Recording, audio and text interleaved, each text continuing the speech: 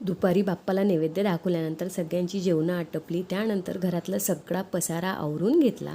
तो मला आणि यांना आज उपवास आहे, कारण पूजा अजून व्हायची होती आमची. त्यानंतर मग मी सत्यनारायणाच्या पूजेची सगळी तयारी करून ठेवली. ते सगळं आणून ठेवलं. देवांचे पप्पासुद्धा 4:45ला आले. ते छान रेडी होऊन बसले. गुरुजी अजून यायचेच होते. सो ही सिंपल अशी रांगोळी जी मी काढली होती, सो तुम्हाला दाखवायची राहिली होती म्हणून आता दाखवली. मी सुद्धा अशी छान 6 नऊवार घालून रेडी झाले. सो याच्यात मला माझ्या फ्रेंडने हेल्प केली, स्वातीने. सो त्यानंतर मग गुरुजी आले आणि फायनली सत्यनारायणाची पूजा स्टार्ट झाली. सो साग्र संगीत अशी सत्यनारायणाची पूजा झाली. खूप छान वाटत होतं. मला मागच्या वर्षीच करायची होती, पण मला डेंग्यू झाला आणि बऱ्याचशा गोष्टी मला नाही करता आल्या.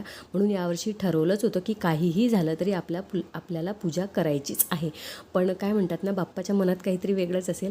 सो बरेचसे अडथळे येत गेले, पण तरीही त्याच्या मर्जीनेच ही पूजा झाली.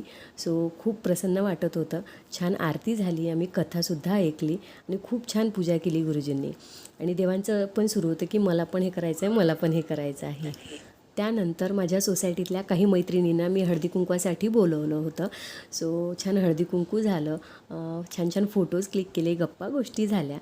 सो या वेळेला मला सगळ्यांना बोलवायचं होतं, पण देवांचे पप्पाच घरी नव्हते आणि वेळेवर ही सगळी घाई गडबड झाली. त्यामुळे मला कुणालाच यावर्षी बोलवता आलं नाही. पण नेक्स्ट इयर मी नक्की सगळ्यांना बोलवेल.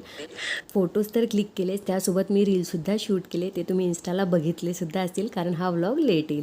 सो अशी छान पूजा झाली आणि घरात पूजा आणि गणपती बाप्पा आहे म्हटल्यावर वातावरण आणि मन अगदी प्रसन्नच आहे. त्यानंतर खाली आले, मुलांचे काही गेम्स बघितले and the beautiful day comes to and end.